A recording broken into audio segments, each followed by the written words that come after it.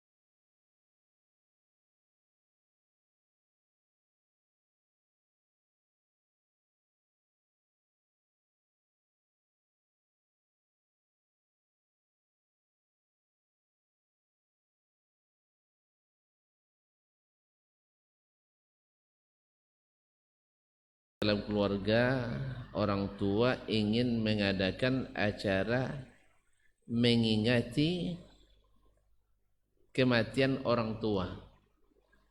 Tapi orang tuanya masih hidup, tadi kok mengingati matinya? Saya ulang lagi. Bagaimana menyikapi dalam keluarga keluarga orang tua ingin mengadakan acara yang mengingati kematian orang tua? Keluarga orang tuanya. Jadi ada orang tua yang mati sebelumnya, habis itu hidup lagi. Enggak. Baik. Masyaallah kiram dirahmati Allah SWT. Tadi pertanyaannya dari keluarga yang buta agama. Berarti dasarnya bukan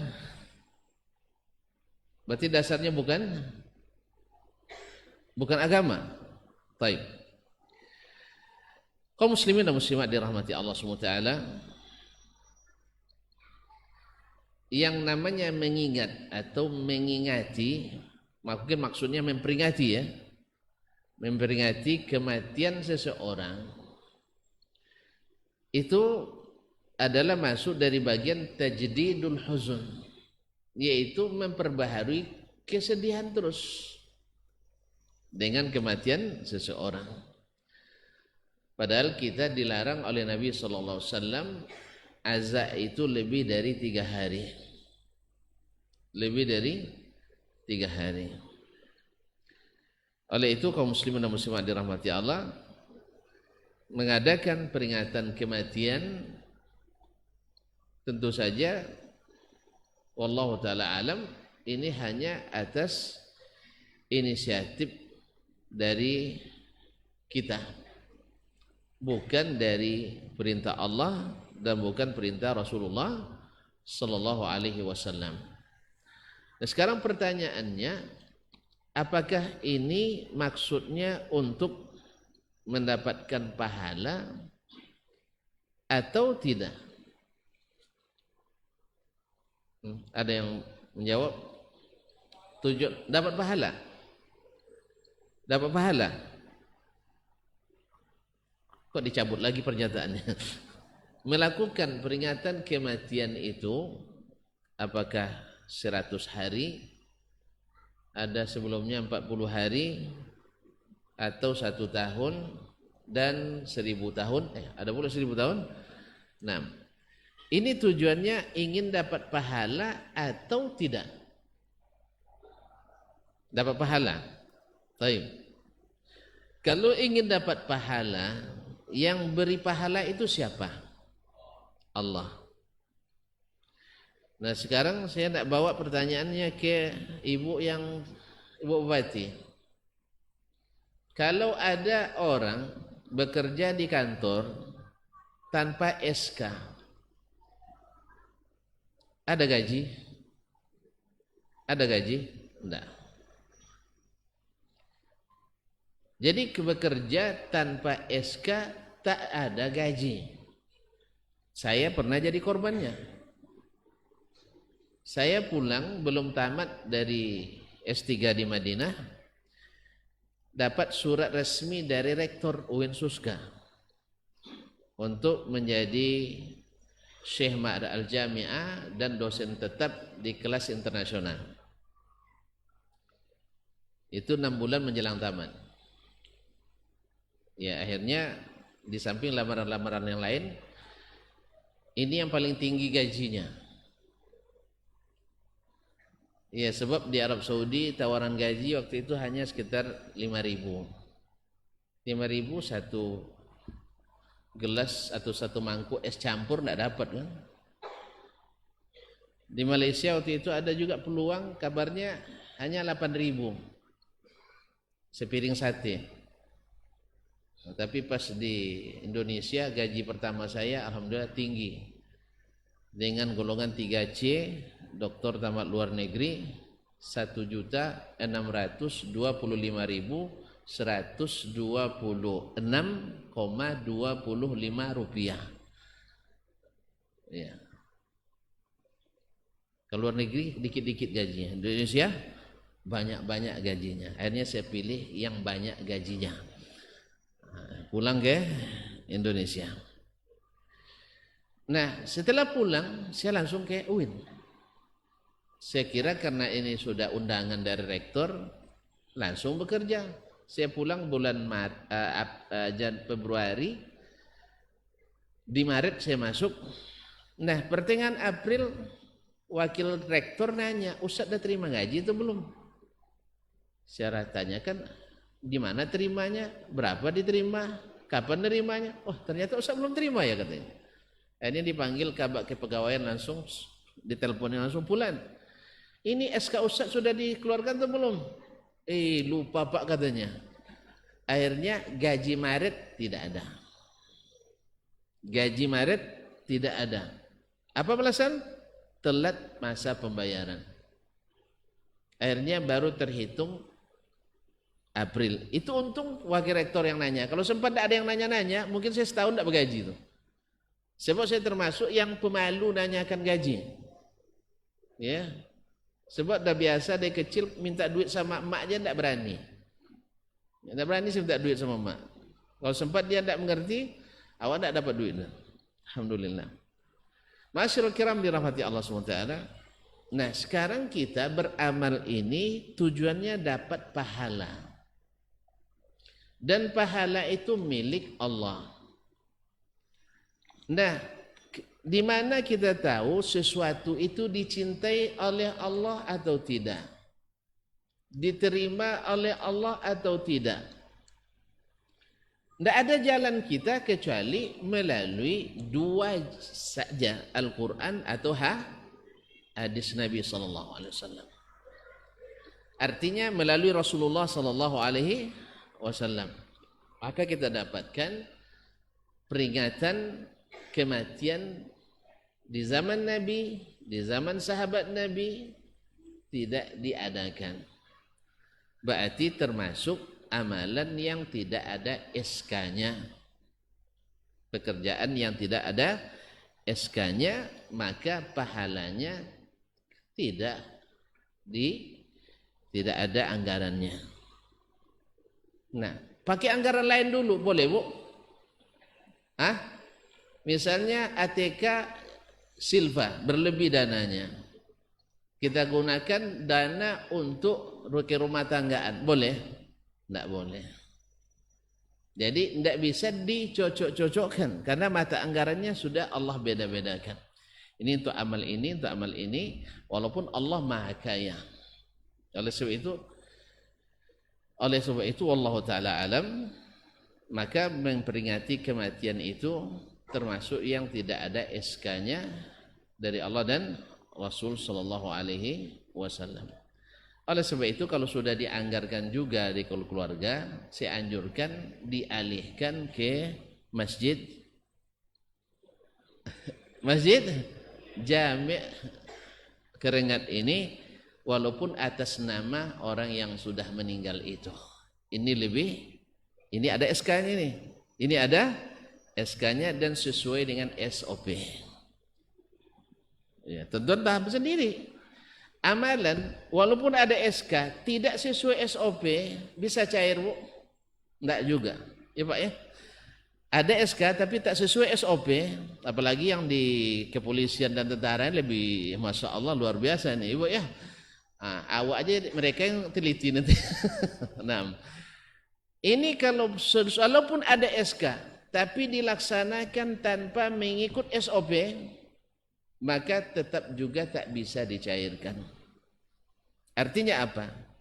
Misalnya berbuat baik, mendoakan orang yang sudah meninggal, ada perintahnya memang. Tapi kita melakukan dengan SOP yang tidak ada di dalam aturan Nabi Shallallahu Alaihi Wasallam. Saya khawatir juga tidak cair pahalanya. Wallahu taala alam. Apalagi memang dilarang oleh Nabi alaihi salatu wassalam. Jadi kalau sudah terlanjur dianggarkan, maka alihkan saja ke yang sudah ada SK-nya dan jelas SOP-nya, yaitu infak untuk nama orang yang sudah meninggal, baik ayah kita, ibu kita, nenek kita, datuk kita, siapapun yang kita ingin berbuat baik untuknya setelah dia meninggal, maka kita infakkan atas namanya. Misalnya 10 keping boleh ya, Ustaz? Semuanya kan boleh juga. Alhamdulillah. Kami di Maginang itu ada seseorang yang bangun satu masjid atas nama ibunya, biaya sendiri. Ya, dia sendiri yang bangun. Untuk siapa? Ibundanya. Sehingga diberi nama Masjid Ummu Aiman.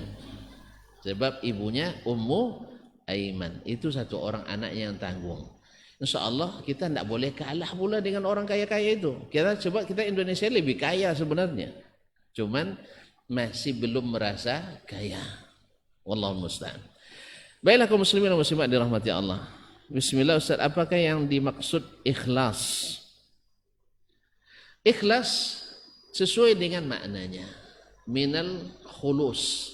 Wal khulus dalam bahasa Arab, misalnya hadza zahabun khalis. Ini emas khalis, artinya naqi dan murni. Emas murni asli. Nah, ikhlas maknanya secara istilah juga beribadah hanya kepada Allah. Tidak ada masuk di dalamnya selain Allah. Gimana penjabarannya? Syekh Ibnu Utsaimin dalam syarah Arba'in atau syarah Riyadhus Shalihin menyebutkan langkah-langkah ikhlas itu sebagai berikut. Pertama, berniat beribadah karena Allah. Berniat beribadah karena Allah. Ini langkah pertama. Misalnya awak sholat berniat karena Allah. Langkah kedua, berniat ibadah ini hanya karena Allah. Tadi karena Allah, naik lagi menjadi hanya karena Allah, tidak ada karena yang lain. Maka ini akan menghilangkan riya.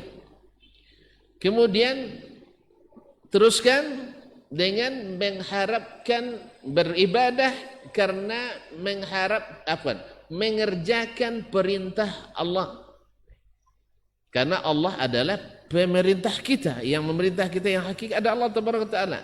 Yang keempat, mengerjakan ibadah itu karena berharap pahala dari Allah.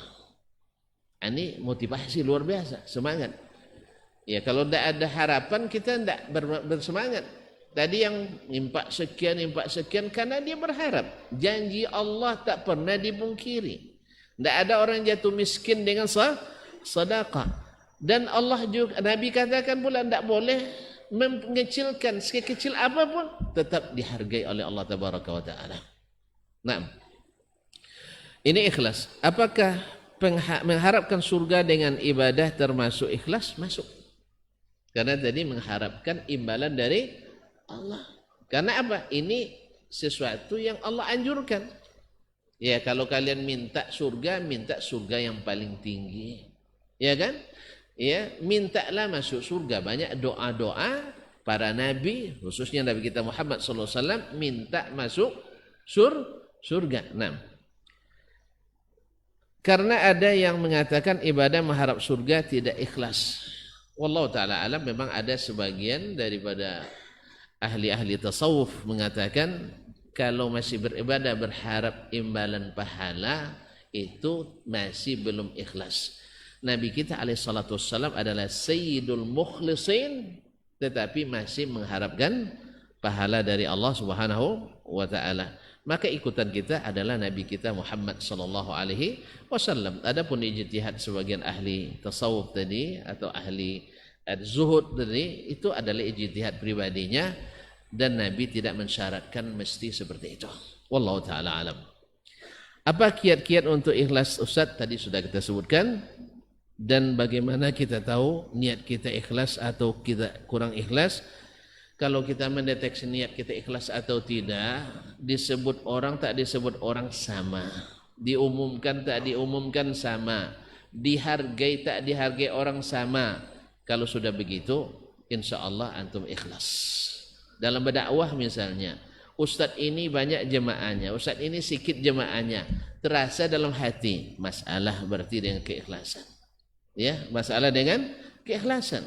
Kami punya dosen di Madinah itu jemaahnya 3 orang, lama bertahun-tahun tetap dia hadir di majelis, tidak pernah absen pula. 3 orang cuma yang hadir.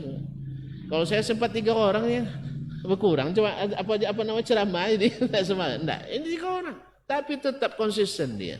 Demikian juga kalau sudah sampai pada taraf ini, dan ikhlas itu kata Imam Al-Ghazali rahimah bukan pengakuan lisan. Bukan pengakuan lisan. Lisan itu sering tidak ikhlasnya. Makanya Imam Ghazali mengatakan man za'ama al-ikhlas fa ikhlasuhu yahtaju ila ikhlas. Baik.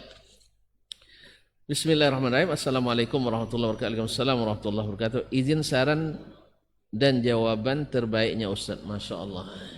Ini ingin yang terbaik ya. Ana ingin bertanya, bagaimana cara memberikan jawaban yang bagaimana cara memberikan jawaban yang baik jika kedua orang tua memiliki prinsip bahwa anaknya harus dapat yang setara atau atau sederajat dalam artian sarjana dan sarjana. Wah, ini jodoh nampaknya nih ya. Ini masalah jodoh. Baik. Dan orang tua mengharuskan kerja atau daftar PNS padahal ana akhwat dan setelah lulus kuliah usia ana sudah 24 tahun. Baik, mungkin hanya itu saya Ustaz. Mungkin hanya itu saja. Barakallahu fikum. Wih, ini bingung saya jawabnya nih. Nah, iya. Ma'asyiral kepada ukhti yang bertanya, ya pertama, orang tua memang umumnya punya obsesi ya yang terbaik untuk kita menurut yang mereka ketahui. Di mata orang tua, anak kuliah kemudian bekerja itu yang terbaik menurutnya. Nah, sekarang karena itu yang ada pada pikirannya dan keyakinannya, maka kita harus bisa meyakinkan orang tua itu bahwa bukan itu yang terbaik. Sebab rumah tangga itu tidak ditentukan oleh sarjana tidak sarjananya, kaya tidak kayanya, tetapi lebih kepada menegakkan syariat Allah Tabaraka wa Ta'ala. Oleh sebab itu saya anjurkan kepada ukhti ini untuk meyakinkan orang tua dengan sebaik-baiknya. Dengan sebaik-baiknya. Kalau seandainya tetap orang tua menganjurkan, maka dengan apa namanya, tidak bisa ditolak, ya karena terpaksa dilakukan. Dan tidak lupa berdoa senantiasa Allah berikan jalan keluar dari keterpaksaan itu. Makanya sebelum menikah itu doanya ya harus kencang gitu dan yakin diijabah Allah tabaraka taala. Dan dulu saya kalau mau menikah itu doa yang sering saya baca, tapi ini tidak ada, bukan sunnahnya begitu, tapi saya membacanya doa, ya Allah beri istri yang salihah, cantik tidak masalah asal kaya. Cantik tidak masalah asal kaya. Kan tidak ada masalah kan, yang penting salihah. Maka anti juga berdoa pada Allah, ya Allah berikan saya suami yang salih. Tidak masalah pejabat tinggi, yang penting banyak duitnya. Nah, tidak ada masalah. Karena Allah Maha Kaya dan Maha Pemurah. Tapi yang penting adalah salihnya. Kenapa salih? Imam Al-Hasanul Basri rahimahullah pernah didatangi oleh seorang ayah yang memiliki anak yang sangat cantik. Sehingga banyak yang melamar. Ada pejabat, pangeran-pangeran, ada pengusaha-pengusaha, bahkan ada pula ustad-ustad. Nah, itu. Lalu dia bingung, siapa yang mau diterima sebanyak ini yang melamar? Anak satu orang kan? Akhirnya Imam Al-Hasan Al-Basri menyarankan, nikahkan dia dengan yang saleh di antara mereka. Saleh. Biar dia pangeran tidak ada masalah, yang penting saleh. Biar dia pengusaha tidak masalah, yang penting dia saleh. Tidak ada masalah. Nah, saleh itu yang penting.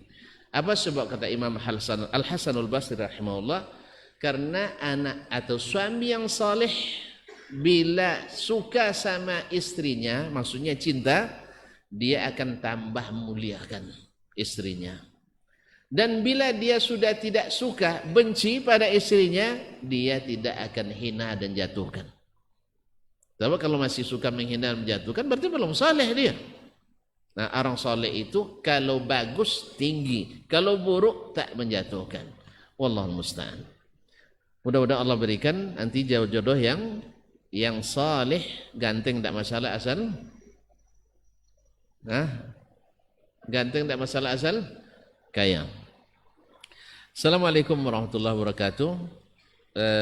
Mohon maaf tadi ada mungkin terlupa dijawab pertanyaan sebelumnya tadi, bagaimana menyikapi orang tua ya. Orang tua dan termasuk di sini. Pertama, ikhwani wa akhwati billah, orang tua ini pertama memang harus kita pandai-pandai dengannya. Karena berbuat baik, berbakti kepadanya dalam segala keadaan diharuskan dan diwajibkan. Bahkan sekalipun orang tua yang belum beriman, keselama tidak menyuruh kita maksiat kepada Allah Tabaraka wa Ta'ala. Tapi kalau sudah maksiat, tidak. Nah, dan maksiat itu bertingkat-tingkat. Ada yang maksiat kalau dilakukan atau dilakukan menghindari maksiat yang lebih besar. Nah, di sini ijtihad kita.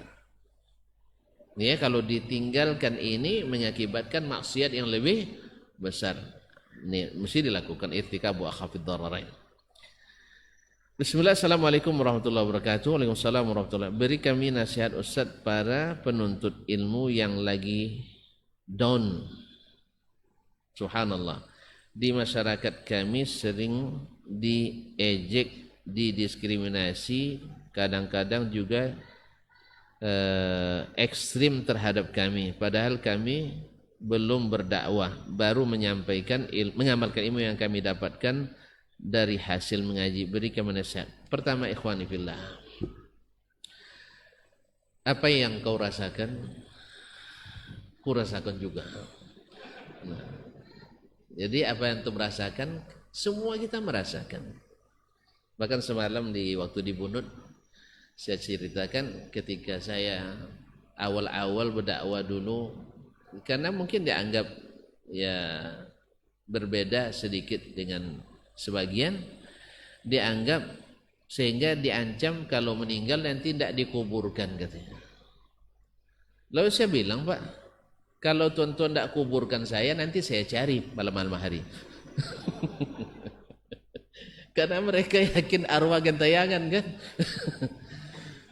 Ini ancaman. Orang mati tak dikuburkan tidak ada masalah. Tapi tidak mungkin lah saya bilang. Alhamdulillah saya kerengan. Ada berapa orang yang hadir tadi? Ada absennya enggak? Enggak ada absen, alhamdulillah. Minimal nanti kalau dengar 2-3 orang ada juga utusan nanti ke Pekanbaru kan? Atau jangan-jangan meninggalnya di Rengat pula.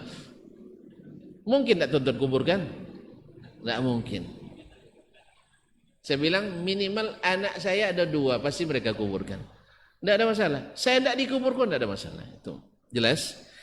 Oleh sebab itu ada petunjuk dalam Al-Quranul Karim bahwasanya ketika dialog Musa dengan Fir'aun, Musa dituduh macam-macam. Musa tak sibuk menjawab tuduhan.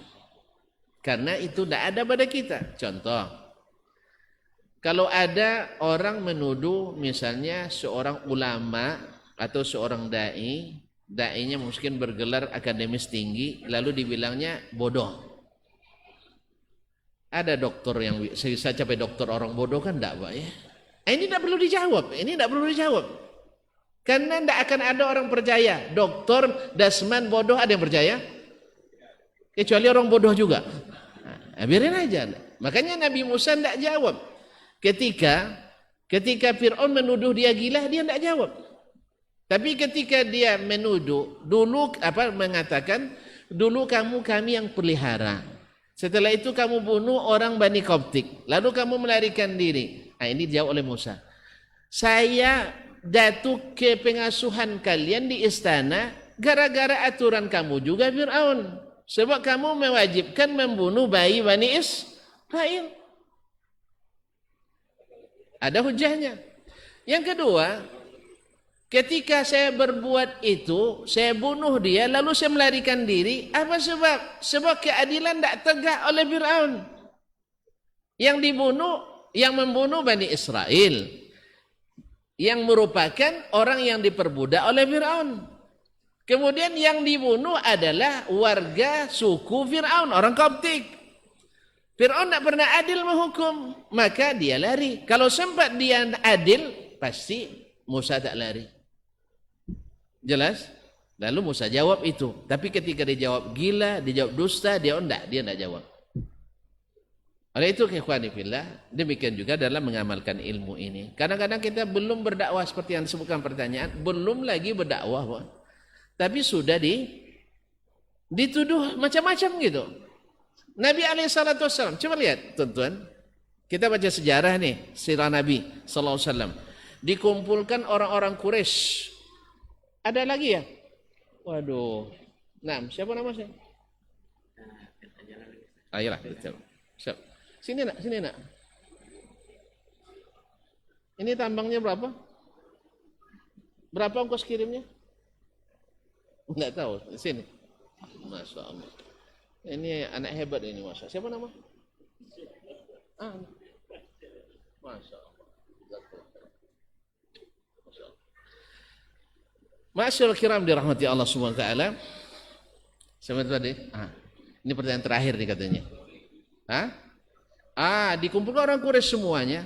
Nabi hanya mengatakan begini. Ya ma'syara Quraisy, law akhbartukum, andainya law anni muhaddithukum, kalau sekarang saya beritahukan, anna min wara'i hadzal jabal, di balik gunung ini aduwan yubaghitukum, ada pasukan yang akan menyerang kalian tiba-tiba. Akuntum musaddiqi, kalian yakin tak dengan berita yang saya bawa? Semuanya mengatakan benar. Ma ahidna minka kadziban qat, kami tidak pernah mendapatkan kamu berbohong.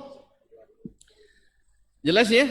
Kesaksian langsung, kamu tak pernah berbohong. Lalu Nabi katakan, inni nadhirul lakum baina yaday azabin syadid. Saya diutus Allah jadi pemberi peringatan Jangan kalian sampai masuk azab yang sangat dahsyat. Belum ada lagi Nabi mengatakan ini haram, ini halal, ini boleh, ini tidak boleh. Baru katakan saya diutus jadi peringatan. Karena kalimat peringatan ditangkap oleh Abu Lahab, pasti ada yang salah ini. Belum lagi menyalahkan, tapi dianggap sudah akan menyalahkan. Akhirnya Abu Lahab tampil mengatakan alihadza jama'tana taballak, celaka kau Muhammad. Rupanya untuk ini kamu kumpulkan kami. Belum lagi Nabi bicara tentang hukum ini, hukum ini, hukum ini, hukum sebagainya. Nabi sudah dituduh oleh Abu Lahab. Maka Allah balas langsung kontan, tabbat yada Abi Lahab. Oleh sebab itu kepada saudaraku yang bertanya, amalkan ilmu yang didapat dan sabar karena memang karena iman itu nikmat. Iman itu nikmat. Makanya Allah nasihati wal asri innal insana lafi khusrin illa alladziina aamanu wa 'amilus shalihat wa tawassaw bil haqqi wa tawassaw bis sabri. Kemudian pesan saya terakhir. Hendaknya yang mengaji setelah mengaji semakin baik hati. Ini enggak setelah ngaji senyum terkunci mulut. Biasanya senyumnya manis, sekarang masam senyumnya. Biasanya berbaik sangka kepada kaum muslimin, kepada umat manusia, sekarang buruk sangka terus. Biasanya kalau berpapasan assalamualaikum, sekarang memalingkan muka. Nah, berarti kita yang membuat orang murka. Termasuk terutama pada orang tua, guru-guru kita, ustadz-ustadz kita. Jelas? Jadi semakin ngaji semakin baik dan akhlaknya, bukan semakin seolah-olah semua ahli neraka kita yang masuk surga. Enggak. Walaupun akan dituduh juga seperti itu, tetapi bukan kenyataannya. Mudah-mudahan tuan-tuan tetap istiqamah dalam belajar ilmu, istiqamah mengamalkannya, dan tidak ada surga itu kecuali dihiasi dengan hal-hal yang sulit. Ya, kalaulah Nabi kita kekasih Allah Muhammad sallallahu alaihi wasallam, Sayyiduna Muhammad sallallahu alaihi wasallam, orang yang paling dekat dengan Allah, tetap juga mengalami ujian-ujian berat itu. Apalagi kita. Semoga Allah SWT menjadikan kita orang-orang yang sabar, orang-orang yang menikmati iman dan Islam ini, dan semoga kita tidak diuji Allah kecuali dengan yang kita sanggupi. Amin ya rabbal alamin. Akhirnya terima kasih kepada semuanya. Ada Ibu Bupati Harimau Kali, Bapak Kapolres, Pak Dandim, dan semua tokoh masyarakat, tokoh adat, alim ulama, cerdik pandai, seluruh hadirin hadirat. Yang salah itu semata-mata kelemahan saya, yang benar itu semata-mata taufik dari Allah. Semoga Allah terima, dan yang salah semoga diampuni, dan tuan-tuan dan puan-puan semoga bisa memaklumi. Wallahu ta'ala alam, wa sallallahu ala nabiyina Muhammadin wa sallam. Terima kasih. Wassalamualaikum warahmatullahi wabarakatuh. يرفع الله الذين آمنوا منكم والذين أوتوا العلم درجات والله بما تعملون خبير. Bismillahirrahmanirrahim. Assalamualaikum warahmatullahi wabarakatuh. Alhamdulillah wassalatu wassalamu ala Rasulillah wa ala alihi wa sahbihi wa mawala wa ba'd. Kaum muslimin dan muslimat dimanapun berada, alhamdulillah dengan izin Allah, kemudian azam dan usaha yang kuat dari semua pihak, berdiri Markas Sulaiman Al-Fauzan yang bertempat di Desa Ridan Permai, Kecamatan Bangkinang Kota, Kabupaten Kampar, Provinsi Riau. Pondok pesantren ini bertujuan untuk mendidik putri-putri kita menjadi wanita-wanita salihah berdasarkan akidah yang kokoh menurut pemahaman as-salafus salih dari umat ini. Dengan ini kita berharap anak-anak kita mempunyai ilmu yang luas, wawasan yang bisa bersaing baik tingkat lokal, nasional, dan internasional. Dan tentu saja kontribusi bapak-bapak dan ibu, saudara dan saudari semua ditunggu untuk memasukkan anak-anaknya, putri-putri terbaiknya di sini. Insya Allah bersama kita bisa. Wassalamualaikum warahmatullahi wabarakatuh.